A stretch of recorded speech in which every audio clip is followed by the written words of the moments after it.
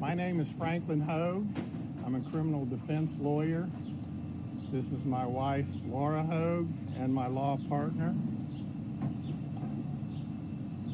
What brings you here to our office today, and what has generated nationwide interest in this case, is that it appears to be yet another in a long line of tragedies we've seen too often. A young African-American man dies senselessly by gunfire at the hands of a white man, either a police officer or one acting in the place of a police officer, while that young black man was engaged in nothing more than the innocent act of walking or jogging down an American street while being black. We know those stories. We know those tragedies. We too have grieved for those young men and have been angered by those stories. This case at first appears to contain some of the same elements that feed into the despicable and violent history of racism in our country, just based upon what little the public knows about this case up until now. But this case is not that story.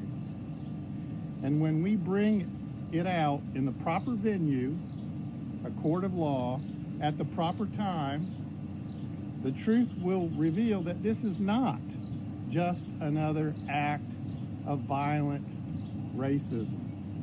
Greg McMichael did not commit murder. Greg McMichael is not a party to the crime of murder.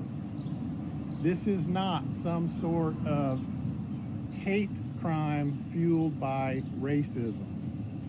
It is and remains the case, however, that a young African-American man has lost his life to violence. That is tragic. His family grieves. The people's teeth are on edge.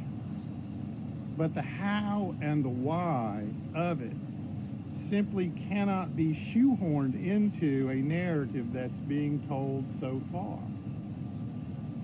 In just the few days that we've been Greg McMichael's lawyers, we have amassed witnesses, documents, videotape that tells a very different story, both about Greg, about his son Travis, and about Ahmaud Arbery. Laura and I are experienced criminal defense lawyers. We don't try our cases on the courthouse steps or even in front of our office building. We try them in the courtroom. But we invited you here today in order to implore you and the interested public to show the respect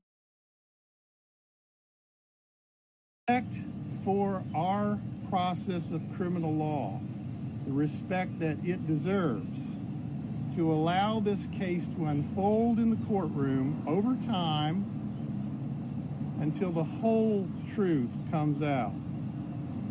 We will soon schedule a preliminary hearing, and there, at that hearing, evidence will come to light.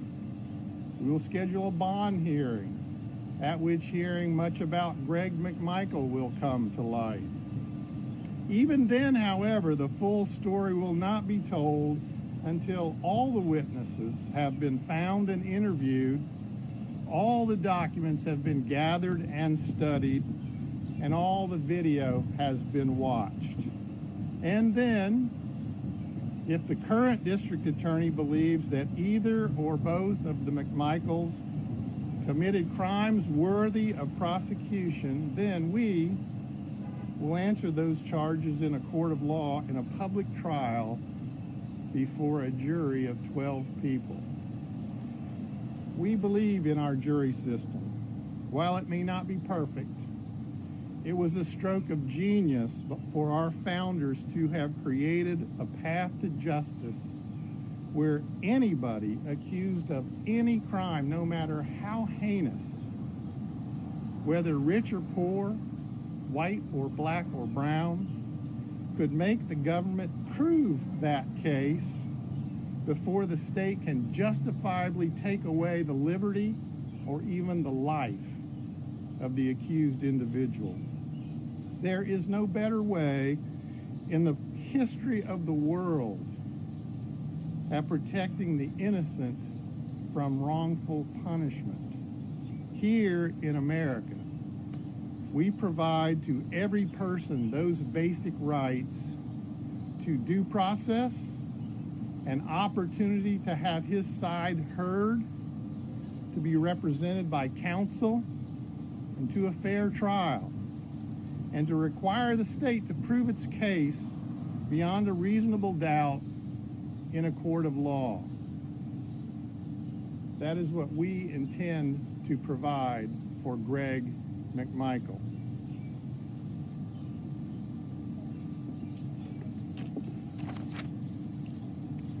The role of a criminal defense attorney is multifaceted.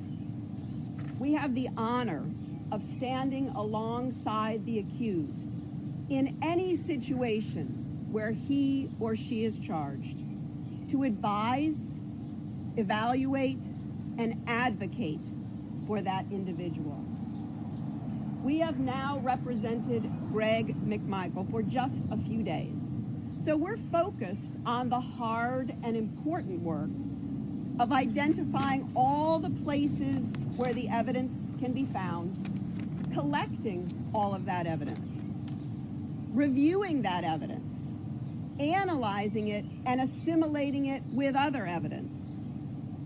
And as we get nearer to court, to work on communicating to a jury the reason why those facts explain the truth of what happened on February 23rd. We know what you know. The statements, the videos, the photos, the records that have been gathered by law enforcement, by the public, and by you, the media. And given the daily onslaught over the last several weeks of new information, some credible, some not so credible, you must also know how much work there still is to be done. But significantly, we know several other critically important facts. Those facts that point to a very different narrative than the one that brings you all here today. Those facts will be revealed where all facts that matter are revealed, in a courtroom. The ABA, our American Bar Association, model rules of professional conduct for attorneys, charge us with many more responsibilities than simply the zealous advocacy of an individual charged with crimes. Our profession directs that a lawyer work to elevate the quality of lawyering in her profession. Our system works and requires of us that she vigorously requires active participation in our important conversations about race, bias, and policing in our nation. But beautifully, our profession goes one step further, placing upon attorneys certain duties simply as public citizens. Our profession rightfully places upon every criminal defense attorney the responsibility to further the justice system.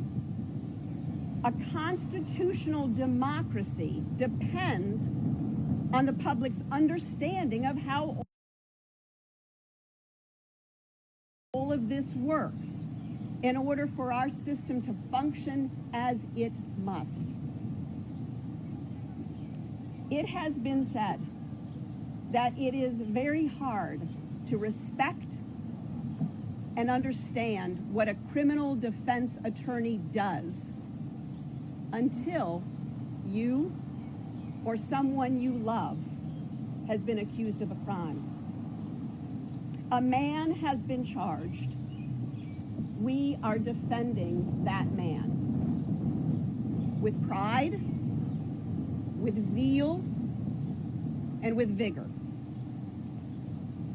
and with the hope that everyone listening will respect the very real damage to our criminal justice system and to our communities when conclusions are reached without all of the facts. We'll now take a few questions. What is Mr.